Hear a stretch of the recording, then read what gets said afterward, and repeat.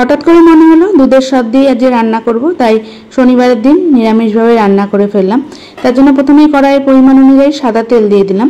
তেল গরম হতে দিচ্ছি। এই যে এখানে পনির কেটে নিয়েছি, আর যা গরম আমাকে দেখে বুঝতেই পাচ্ছেন।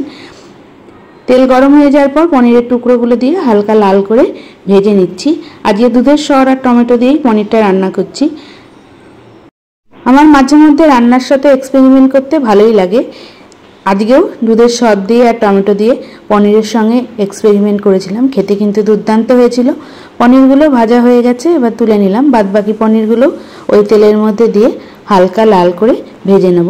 এবার পনিরটা ভাজতে ভাজতে একটা মিক্সির জার নিয়ে নিয়েছি, জারের মধ্যে দিয়ে দেবো ছোটো সাইজের দুটো টমেটো কুচি।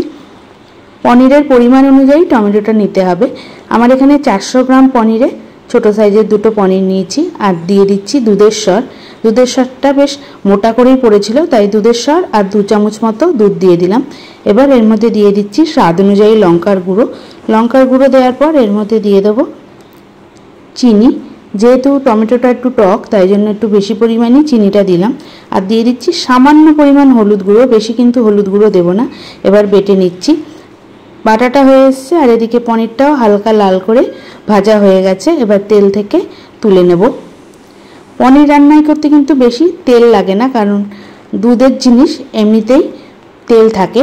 এবার এই তেলের মধ্যে দিয়ে দিচ্ছি যেই টমেটো আর দুধের সরটা বেটে রেখেছিলাম, সেই সরবাটা দিয়ে খুব ভালোভাবে কষিয়ে নেব, যাতে টমেটোর কাঁচা গন্ধটা চলে যায়। এবার এর মধ্যে দিয়ে দেবো স্বাদ অনুযায়ী লবণ।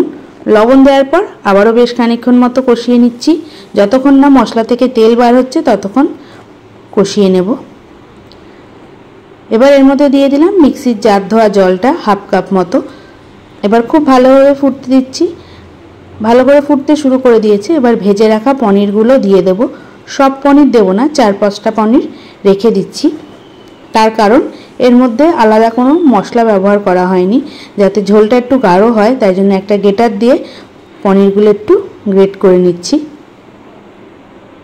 এইভাবে 4 থেকে 5টা পনির এইভাবে গ্রেট করে নিচ্ছি। আপনারা চাইলে বেটেও দিতে পারেন। আমি পনির বাটা দিয়েও পনির রান্না করি, সেটাও খেতে খুবই ভালো লাগে।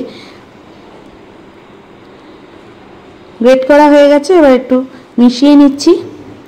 কম মশলায় দুর্দান্ত রান্না হয়েছিল, তাই আপনারা যদি নিত্য নতুন রান্না করতে ভালোবাসেন এই রান্নাটা কিন্তু করতে পারেন। এবার এর মধ্যে দিয়ে দেবো 1 চামচ পরিমাণ ঘি। ঘি দেওয়ার পর দিয়ে দিচ্ছি 1 চামচ পরিমাণ গরম মশলার গুঁড়ো। ঘি আর গরম মশলার গুঁড়ো দিয়ে কিছুক্ষণ মতো নাড়াচাড়া করে গ্যাস বন্ধ করে দেবো। তাহলে তৈরি হয়ে গেল সরবাটায় পনির। আশা করছি রেসিপিটা ভালো লাগলো।